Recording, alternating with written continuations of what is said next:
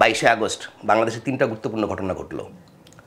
একটা ছিল হচ্ছে চিটাগাঙ্গে 3 কিশোরকে পিটানো হয়েছে অপবাদ দিয়ে এবং একজন তো মারাই গেছে বাবার সামনে, অনেক বড় ঘটনা। বিশ্বের যে কোনো স্থানে শিশু নির্যাতন ভয়ঙ্কর ঘটনা, বাংলাদেশের ডাল ভাত। তারপরে 2 নম্বর হচ্ছে আপনার একটা বড় রোড অ্যাক্সিডেন্ট ঘটলো, একটা উল্টো দিকে চলা বাস, হানিফ পরিবহনের বাস, যেই বাসকে সাইড দিয়ে গিয়ে একটা কাভার্ড ভ্যান একটা প্রাইভেট কারের উপরে পড়ে একই পরিবারে 4 জন মারা গেলেন। যদিও বাংলাদেশের সড়ক দুর্ঘটনা এখন ডাল ভাত, প্রতিদিন অনেকগুলো খবর লিখতে হয়, গুরুত্ব নাই হয়তোবা। সর্বশেষ ঘটল বিভুরঞ্জন সরকারের, একই দিনে তার মেঘনায় মৃতদেহ পাওয়া গেল। আমরা অবাক বিস্ময় লক্ষ্য করে দেখলাম যে বিভুরঞ্জনের সংবাদটি অধিকাংশ মিডিয়াতে ফার্স্ট পেজে আসেনি, এবং কোনো কোনো মিডিয়াতে, এই প্রভাবশালী মিডিয়া 1 নম্বর মিডিয়াতে 3টি গুরুত্বপূর্ণ খবরের একটিও ফার্স্ট পেজে আসে নাই।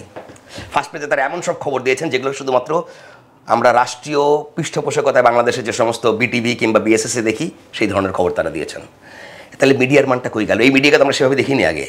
এই মিডিয়াকে এই ধরনের ঘটনা আমরা খুবই সেন্সিটিভ রিপোর্ট করতে দেখেছি, সেই রিপোর্টের সঙ্গে বিশ্লেষণ করতে দেখেছি, মন্তব্য করতে যে এই ঘটনার ইম্প্যাক্টটা কী হবে।